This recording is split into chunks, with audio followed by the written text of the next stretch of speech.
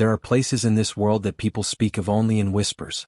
Places where the name alone conjures images of war, violence, and despair. Afghanistan is one of those places. For decades, it's been synonymous with conflict, with terror, with everything we're taught to fear. But what happens when you stop listening to the headlines and start walking those forbidden roads yourself? What happens when you cross into the land everyone warned you to avoid? I went there. Not as a soldier, not as a journalist, but as a traveler searching for the truth hidden beneath the layers of propaganda and fear. And what I found changed everything I thought I knew about humanity, about courage, and about the stories we tell ourselves to feel safe. Standing at the edge of the Tajikistan border, staring across the narrow river into Afghanistan, I felt my heart pounding in my chest. This was it. The point of no return. Every fiber of my being screamed at me to turn back, to take the safe route, to listen to the voices that said I was crazy for even considering this journey. But I've learned that the most profound truths lie on the other side of fear. So I took a deep breath, gripped my backpack tighter, and stepped onto the bridge that would take me into one of the most misunderstood countries on earth. The crossing itself was surreal. Armed guards watched my every move, their expressions unreadable behind dark sunglasses and thick beards. The bridge felt longer than it actually was, each step echoing in the silence. Below me, the Panj River flowed dark and cold, a natural barrier between two worlds. On one side, relative safety. On the other, the unknown. As my feet touched Afghan soil for the first time, I realized there was no guidebook for what came next. No safety net. No escape plan. Just me, my curiosity, and a land that's been at war for longer than I've been alive. The first person I met was a young man named Rashid. He couldn't have been more than 25, with a warm smile that seemed out of place in such a harsh environment. He spoke broken English, learned from YouTube videos and old textbooks, and he immediately offered to help me. No questions asked. No suspicion. Just pure, unfiltered hospitality. He led me through dusty streets lined with crumbling buildings, past women covered head to toe in powder blue burqas, past children playing with makeshift toys in the dirt. And then he brought me to his home, a simple mud brick house with bare walls and a dirt floor. Inside, his family greeted me like I was an old friend returning home. They offered me tea, sweet and strong, served in small glass cups that burned my fingers. Then came the rice, heaping portions mixed with raisins and carrots, and flatbread so fresh it was still warm from the oven. I tried to refuse, embarrassed by their generosity when it was clear they had so little. But Rashid's father, an elderly man with weathered hands and kind eyes, insisted. In Dari, he explained through Rashid's translation that in Afghanistan, a guest is a gift from God. To turn away a guest or to let them go hungry is considered one of the greatest shames. As I ate, surrounded by strangers who treated me like family, I began to understand something fundamental. The Afghanistan portrayed in the media, the land of terrorists and extremists, was only a fraction of the story. Yes, there was danger here. Yes, there was hardship. But there was also this humanity at its purest. People who had every reason to be bitter, to be closed off, to distrust outsiders, were instead opening their homes and hearts to me without hesitation. It was humbling. It was beautiful. And it was just the beginning. That first night I couldn't sleep. I lay on a thin mattress on the floor, listening to the sounds of the Afghan night, dogs barking in the distance, the murmur of voices from the next room, the occasional rumble of a vehicle passing on the rocky road outside. My mind raced with questions. How had I been so wrong about this place? What else had I been wrong about? And why did the world insist on painting an entire nation with such a broad and brutal brush? So here's what I want you to do right now. Think about the last time you heard about Afghanistan in the news. What was the story? War? Taliban? Terror? Now I want you to comment below with one word that comes to mind when you think of Afghanistan. Just one word. And if you're ready to see a side of this country that no one talks about, hit that subscribe button, because this journey is about to get deeper than you ever imagined. The next morning, Rashid took me deeper into the Afghan countryside. We traveled in a shared taxi, a beat-up sedan held together by duct tape and prayers, crammed with 6 other passengers and luggage piled on the roof. The road was barely a road at all, more like a suggestion carved into the mountainside, with potholes deep enough to swallow a tire and hairpin turns that made my stomach drop. But the views? God, the views were breathtaking. Snow-capped peaks stretched as far as the eye could see, their white summits piercing a brilliant blue sky. Valleys spread out below us, dotted with tiny villages that looked like they hadn't changed in centuries. The landscape was harsh and unforgiving, but it held a raw, undeniable beauty. It reminded me that nature doesn't care about politics, about borders, about human conflicts. It simply exists, majestic and indifferent. We stopped at a small village nestled between two mountains. The poverty here was extreme, more extreme than anything I'd seen before. Houses made of mud and stone with plastic sheets covering the windows. No running water. No electricity. Children with dirt-streaked faces and clothes too big or too small. But what struck me most wasn't the poverty. It was the resilience. These people weren't defeated. They weren't broken. They were living fully and completely, with a dignity that put my own privileged existence to shame. I watched as a group of young girls walked past, carrying water jugs on their heads. They were heading to school, Rashid told me. Despite everything, despite the Taliban's restrictions, despite the lack of resources, despite the dangers, these girls were going to school. Their families were making sure of it. Education was their hope, their way out, their defiance against a system that wanted to keep them ignorant and powerless. And in that moment, I saw more courage in those young girls than I'd seen in a lifetime of so-called heroes back home. Later, we visited a small clinic run by a single doctor, a man in his 50s who'd trained in Kabul before the wars tore the country apart. He worked 16-hour days, treating everything from broken bones to tuberculosis with limited supplies and no government support.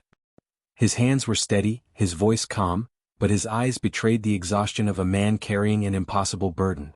He told me through translation that he stayed because someone had to. Because if he left, who would care for these people? Who would stand between them and suffering? I asked him if he was afraid. He smiled, a sad, weary smile, and said that fear was a luxury. When you're surrounded by so much need, by so much pain, fear becomes irrelevant. You just do what needs to be done. His words haunted me long after we left that clinic. Here was a man who could have fled, who could have built a comfortable life somewhere safe. But he chose to stay. He chose to serve. And in doing so, he became something far greater than fear could ever diminish. As the sun began to set, painting the mountains in shades of orange and gold, we sat on a hillside overlooking the village. Rashid offered me more tea and we sat in comfortable silence, watching the day fade into night. He told me that his dream was to leave Afghanistan one day to see the world, to live somewhere without war. But he also said that he would always come back. Because this was his home. These were his people. And no matter how hard life got, that connection was stronger than any hardship. I thought about my own life back home. The complaints about traffic, about slow internet, about restaurants getting orders wrong. How small those problems seem now. How trivial.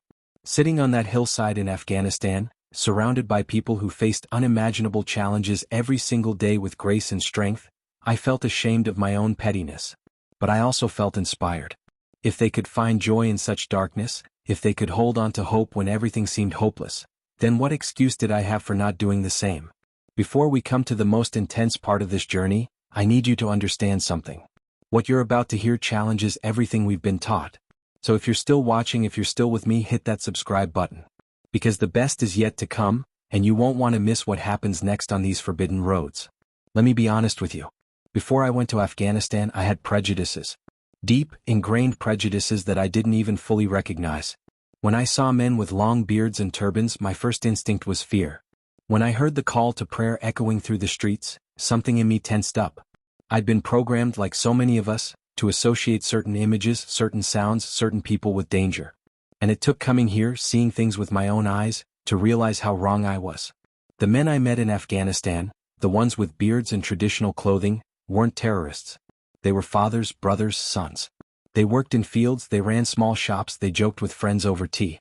They worried about the same things fathers everywhere worry about: feeding their families, keeping their children safe, building a better future. The only difference was that their struggles were magnified by decades of war, by foreign interventions, by a world that refused to see them as anything other than threats. One evening, I sat with a group of men in a small tea house. They invited me to join them, curious about the foreigner in their midst.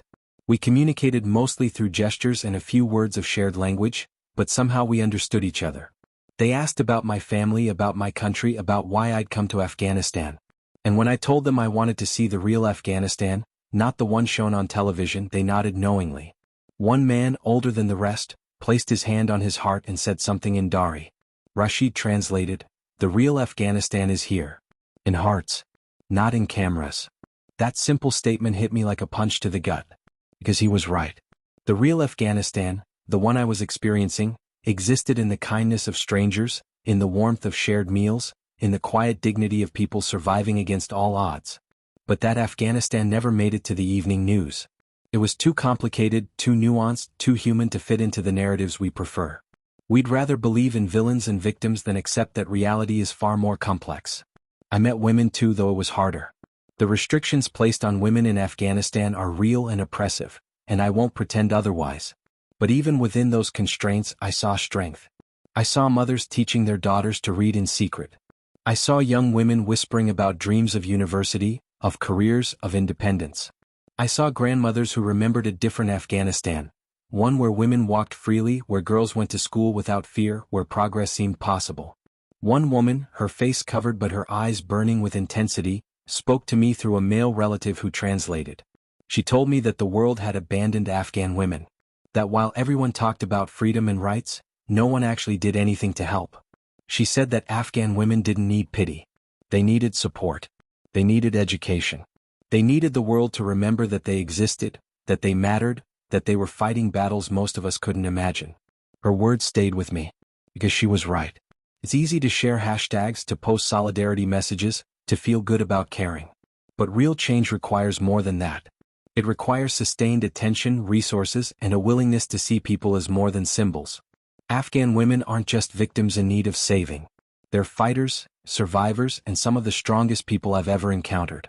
The more time I spent in Afghanistan, the more I realized that the biggest danger wasn't the Taliban or the instability. It was the narratives.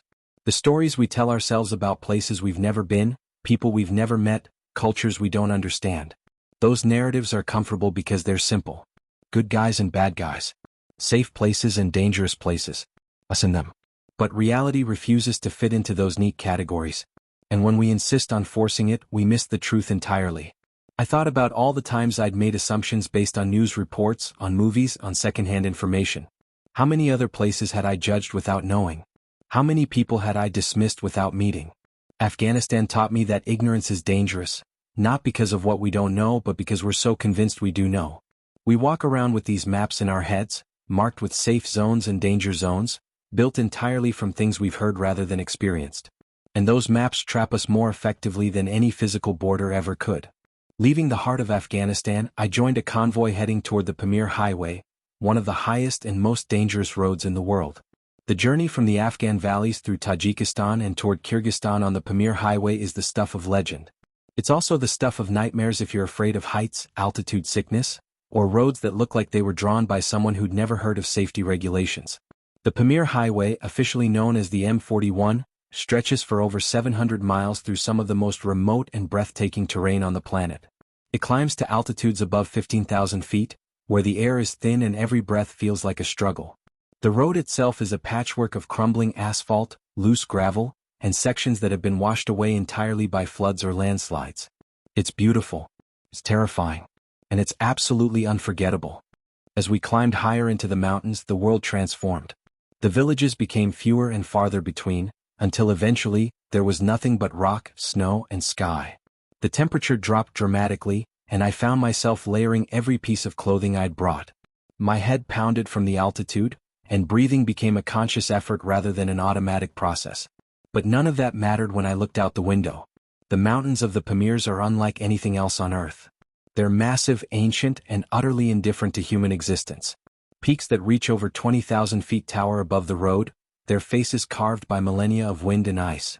Glaciers cling to their sides, bright blue against the dark rock. And the sky is so close, so vast, so impossibly blue that you feel like you could reach up and touch it. We passed through villages that seemed frozen in time, where yurts dotted the landscape and herders guided yaks through high-altitude pastures. Life here moves at a different pace, dictated by seasons and survival rather than schedules and deadlines. The people of the Pamirs are Kyrgyz and Waki, ethnic groups that have lived in these mountains for thousands of years. They welcomed us into their homes, offering bread, tea, and yogurt made from yak milk. Their hospitality matched what I'd experienced in Afghanistan, generous, unconditional, and deeply rooted in tradition. At the highest point of the journey, aka Badal Pass, I stepped out of the vehicle and stood at over 15,000 feet above sea level. The wind howled, cutting through my layers and making my eyes water. My lungs burned with each breath. But I stood there, on top of the world, surrounded by mountains that made me feel impossibly small. And for the first time in my life I cried, not from sadness or fear but from pure, overwhelming awe. There's something about extreme beauty that breaks you open. When you're surrounded by something so much larger than yourself, so ancient and powerful, all the walls you've built, all the armor you wear just falls away. In that moment, standing on the roof of the world, I felt both insignificant and profoundly connected. Connected to the earth, to the history of this place, to every person who'd ever stood here and felt the same thing I was feeling. The Pamir Highway taught me something crucial, that the most challenging paths often lead to the most meaningful destinations. It would have been easier to fly, to take the comfortable route, to avoid the discomfort and danger. But easy doesn't transform you. Easy doesn't show you what you're capable of. Easy doesn't give you stories that will stay with you for the rest of your life. The hard road, the one that makes you question your choices, that pushes you to your limits, that forces you to confront your fears, that's where growth happens. That's where you find out who you really are. As we descended from the high Pamirs back into the valleys of Kyrgyzstan, I felt different. Changed. The journey had stripped away layers of comfort and complacency, revealing something raw and real underneath. I'd entered Afghanistan as a tourist, an outsider looking for adventure. I left as something else, someone who'd been humbled, educated, and forever altered by what I'd seen. The final stretch of the journey was quieter, more reflective. I thought about everything that had happened, everyone I'd met, all the assumptions I'd held that had been shattered. Afghanistan wasn't the war zone I'd imagined. Yes, there was conflict. Yes, there was suffering. But there was also beauty, kindness, and an unbreakable human spirit that refused to be defined by circumstances. I thought about Rashid and his family, about the doctor in the clinic, about the woman who told me that Afghan women needed more than pity. I thought about the children going to school against all odds, about the men sharing tea in the tea house, about the herders in the high Pamirs living lives that were hard but meaningful. Each person I'd met had given me a gift, the gift of their stories, their perspectives, their humanity. And I realized something uncomfortable. The fear I'd felt before coming to Afghanistan wasn't based on reality. It was based on narratives crafted by people who'd never been here, designed to serve political agendas and media ratings rather than truth. Those narratives had done exactly what they were supposed to do. Keep people afraid, keep them at a distance, keep them from discovering the complicated, messy, beautiful reality. But here's the thing about fear, it's only powerful when it's unchallenged. The moment you face it, the moment you step into the unknown and discover it's not what you were told, fear loses its grip. And that's terrifying for those who benefit from our fear, who need us to stay divided, suspicious, and closed off. Because once we start questioning one narrative, we start questioning them all. Once we begin seeking truth through experience rather than accepting what we're told, everything changes. The forbidden side of Afghanistan wasn't just a geographical location. It was a state of mind. It was the willingness to question, to explore, to see for myself rather than relying on second-hand information. And that's a dangerous thing, dangerous to prejudice, to stereotypes, to the convenient fictions we use to make sense of a complicated world. As I stood at the end of my journey, looking back at the road I'd traveled, I understood that this trip wasn't really about Afghanistan at all. It was about me. It was about confronting my own biases, my own fears, my own willingness to accept easy answers instead of seeking difficult truths. Afghanistan was the mirror that showed me who I was and who I wanted to become. So let me ask you something, and I want you to really think about it before answering. How many places have you judged without visiting? How many people have you dismissed without knowing? How many stories have you accepted without questioning? Because if my journey taught me anything, it's that the world is far more complex, far more beautiful, and far more human than we're led to believe. The roads where fear still lives aren't just in Afghanistan.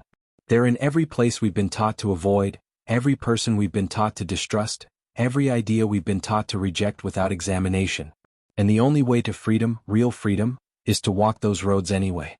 To cross those borders, challenge those fears, and discover what's really on the other side. I returned home a different person. The comfort of my old life felt strange, almost surreal after what I'd experienced. Friends asked if I was crazy for going to Afghanistan. Family members expressed relief that I'd made it back safely. And I tried to explain what I'd learned, what I'd seen, but words felt inadequate. How do you convey the taste of fresh bread shared with strangers? How do you describe the feeling of standing at 15,000 feet with tears streaming down your face? How do you explain that the most dangerous place you've ever been was also the place where you felt most alive? You can't. Not really. Some things can only be understood through experience. Some truths can only be found by walking the path yourself. And that's what I'm challenging you to do. Not necessarily to go to Afghanistan, though if you get the chance I hope you will.